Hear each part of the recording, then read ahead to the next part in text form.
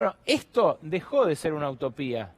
En plena pandemia es la discusión que impulsa hasta el Financial Times, el diario más tradicional económico del planeta, el diario de la City londinense, lo mostramos la semana pasada. Está hablando de impuesto a la riqueza y también del salario universal. ¿Por qué no podemos partir de un piso de, pongamos hoy, 40 lucas, para que una familia no sea pobre? ¿Por qué no lo podemos discutir? ¿Por qué es tan revulsiva la idea?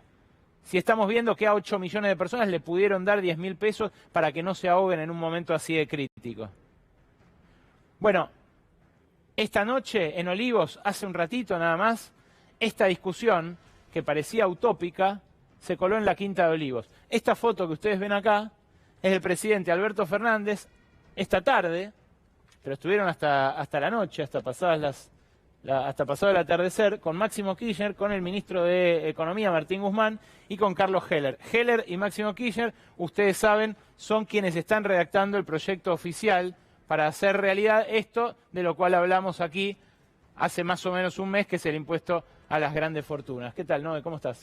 Buenas noches, Ale, ¿cómo va? Buenas noches. Tenemos alterado el esquema de hoy del programa precisamente porque queremos compartir con ustedes toda la información que hay. Exactamente. Bueno, hoy durante la tarde la vicepresidenta, la titular del Senado, se presentó ante la Corte Suprema de Justicia con un escrito para pedirle a la Corte que diga si es constitucional o no que el Congreso sesione de manera virtual justamente para aprobar este proyecto, para aprobar el proyecto de ley para gravar por única vez a las mayores fortunas de la Argentina. Hay que esperar la resolución de la Corte, pero lo que explica Cristina en ese escrito de unas 30 páginas son tres cosas fundamentales. Uno, porque estamos ante una situación excepcional, cualquiera de nosotros comprendemos esto. Dos, que es un proyecto muy sensible y que no sería extraño que si el Congreso sesiona de manera remota, sin tener el pronunciamiento de la Corte, haya después un intento de voltearlo judicialmente. Y tres, mete ahí una picardía, dice: la Corte ya resolvió que los propios cortesanos pueden tomar decisiones de manera virtual, veamos que lo puede hacer el gobierno, el Congreso también, ¿no? No, detengámonos en esta foto.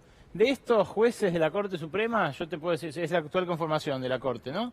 Te puedo decir ya de movida que hay dos que estarían en contra de un impuesto de estas características. Carlos Rosenkrantz, por su trayectoria como abogado de grandes empresas. Ricardo Lorenzetti, por varios fallos respecto de patrimonios de millonarios que ha llevado adelante. Son, diría yo, a priori, los dos que en la Corte, me parece, se opondrían. No sé si por forma o por contenido, pero se opondrían.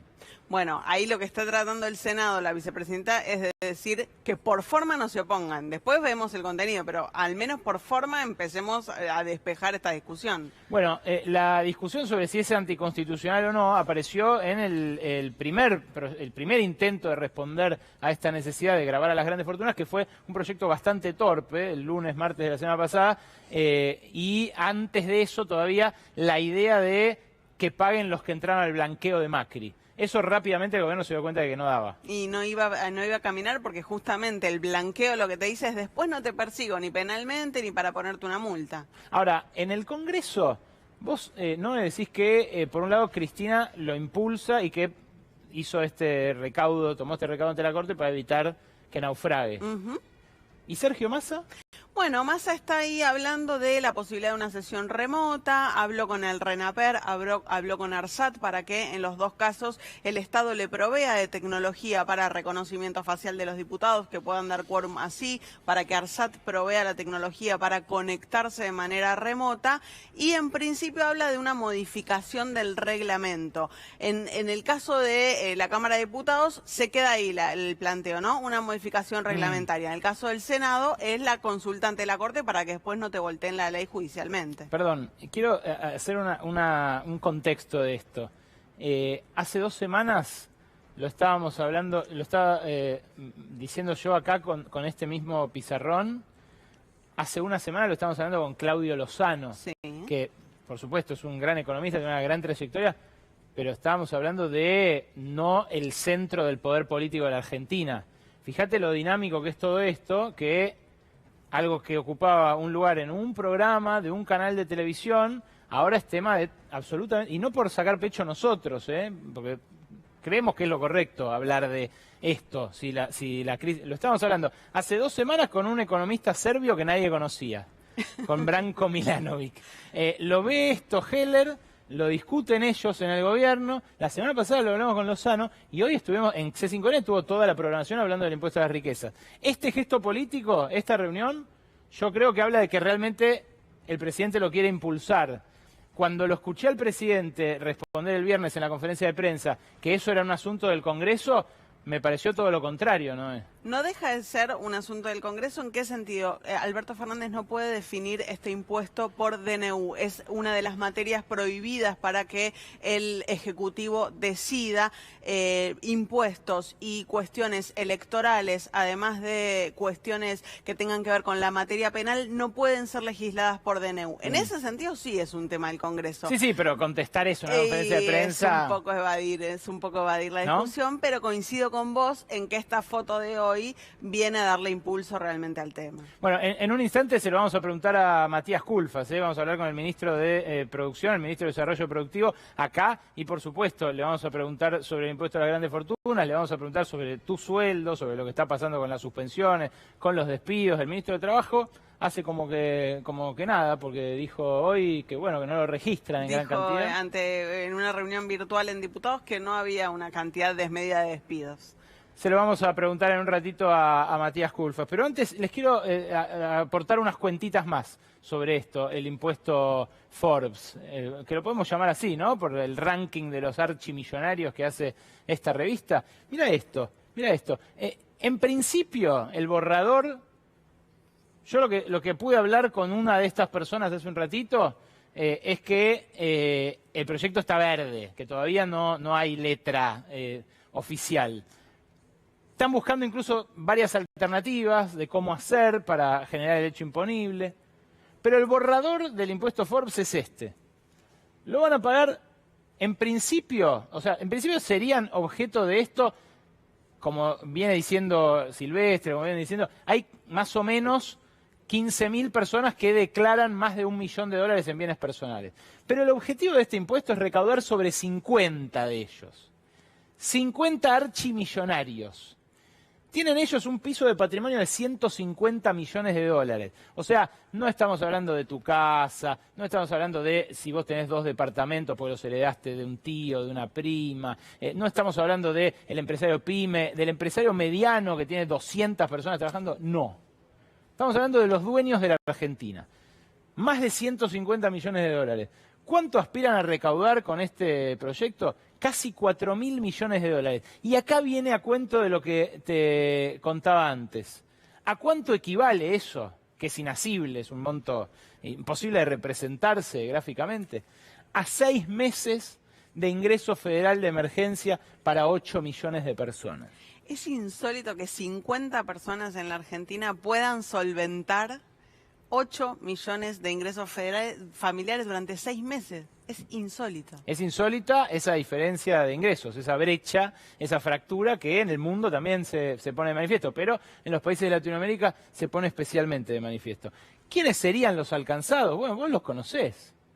Son notorias sus fortunas, son los que figuran efectivamente en el ranking de la revista Forbes. Está Paolo Roca, el dueño de Techint, está el principal petrolero privado de la Argentina, Bulgeroni, está Pérez Companc, dueño de la mayor alimenticia de Molinos. De hecho, uno de sus hijos estuvo con el presidente el fin de semana hablando de compra de alimentos en la Quinta de Olivos. Está Marcos Galperín, obvio, el dueño de Mercado Libre. Está Alfredo Coto, Alberto Ruemers y sus hijos, los dueños del laboratorio. Brito, hay un par de banqueros más. Eurnequian, concesionario de aeropuertos. Podría seguir, ¿no? Están los Brown, está Costantini, están los Macri también en un lugar destacado de esa lista, ¿no? Pero la verdad es que no es un impuesto con nombre y apellido. No es que va a ser sobre quien blanqueó, sobre quien hizo esto, sobre quien tiene determinada cosa. Tampoco es un impuesto sobre las empresas, por cómo está planteado. Con lo cual, eso de no invertirían si les cobran, hay que ver. Ahora en un rato se lo vamos a preguntar al ministro. Pero, ¿cómo achicaría la brecha, esta brecha insólita que se pone de manifiesto así? Mirá en la siguiente placa. Solamente esto, un impuesto que se convirtiera... Mirá con qué alícuota. Recién Pedroso, uno de los cámaras, me preguntaba qué porcentaje le van a cobrar, porque a mí me sacan como el 30% de ganancias. 2%. Sacándoles el 2%. 2% de la fortuna a quienes hoy declaran más de 10 millones de dólares de patrimonio, se podrían recaudar 1.281 millones de dólares por año. Esto sí lo hicieran una vez por año, ¿no? No de manera única. Pero ponerle que lo hicieran por única vez sería esa cantidad de guita. Si eso fluyera hacia los segmentos más pobres de la población, la relación entre el ingreso promedio del 1% más rico y el 35% más pobre, que hoy es 23 veces, o sea, hoy un integrante del 1% más rico gana 23 veces más que el 35%, el tercio inferior de nuestra sociedad, bueno, eso caería de 23 veces a 19. O sea que también, con un impuesto así, si se convirtiera en un flujo de dinero tipo la IFE, tipo un ingreso universal, se podría reducir una de las principales problemáticas de nuestra sociedad, que es la desigualdad. Que de todas formas no desaparecería, no es que van a ser menos millonarios o que van a dejar de pertenecer 2%. al 1%. Claro. 2%. Está en línea con nosotros